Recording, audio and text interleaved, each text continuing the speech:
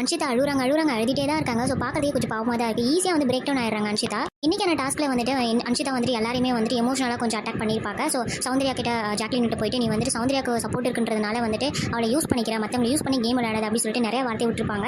So எல்லாருமே வந்து பர்சனலாக சில விஷயங்கள் பேசிப்பாங்க. நேற்று பண்ணாலும் மோசமாக வந்து பண்ணலை.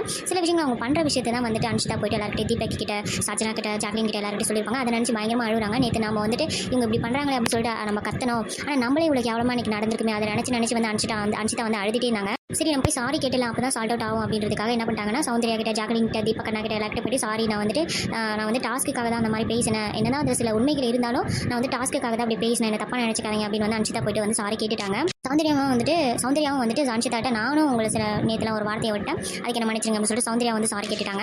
ஆனால் அந்த சாச்சனா குட்டிச்சதானோ இந்த மஞ்சரியாக இருக்கட்டும், அடுத்தது இன்னொரு ஆள் யார் தர்ஷிகாவாக இருக்கட்டும், இவங்களாம் நேற்று டாஸ்க்கில் எந்த அளவு பண்ணாங்க அப்படின்றத வந்துட்டு நம்ம பார்த்தோம். ஆனால் இவங்களாம் சாரி கேட்டாங்களா அப்படின்னு வந்து எனக்கு தெரியல. உங்களுக்கு நீங்கள் பார்த்தீங்க அப்படின்னா மறக்காம கமெண்ட்டில் சொல்லுங்கள். நிஜமாலுமே பாவமாக இருந்தது. பவித்ராலாம் ட்ரூ ஹார்ட், அவங்களாம் நேற்று பண்ண கொடுமையெல்லாம் அவ்வளோ தூரம் தாங்கியிருக்காங்க. அதே மாதிரி வந்துட்டு சத்யாவோட ட்ரெஸ்லாம் அந்த பொண்ணு கிழிச்சிருக்கு. மறுபடியும் சத்யா போய் அந்த சாச்சனாவோட ட்ரெஸ் கிழிச்சிருந்தா நல்லா இருந்திருக்கும். அந்த மாதிரி பண்ண மாட்டாங்க. இன்றைக்கி வந்து டெவிலில் நடிச்சவங்க எல்லாருமே நடிப்பு தான் ஃபுல்லாக நடிப்பு தான். ரிவெஞ்ச் நானாக இருந்தால் ரிவெஞ்ச் மோட் எடுத்திருப்பேன். ஆனால் இவங்க ரிவெஞ்ச் மோடே எடுக்காமல் வந்துட்டு ஹார்ட்டை கொடுக்குறாங்க பிச்சை எடுத்துகிட்டு இருக்கானுங்க.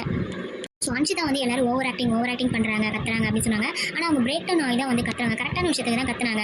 ஸோ அது எது தப்பான விஷயம் அவங்க கண்ணில் போடுது, அதுக்காக தான் வந்து ரியாக்ட் பண்ணுறாங்க. அவங்க மனசில் ஒன்று வச்சுக்கிட்டு வெளியில் ஒன்று பேசல. ஸோ என்ன பொறுத்தவரை அன்ஷிதா வந்து கரெக்டாக தான் இருக்காங்க. சில பேருக்கு இரிட்டேட்டிங்காக இருக்குது, ஆனால் அவங்க ட்ரூவாக தான் இருக்காங்க.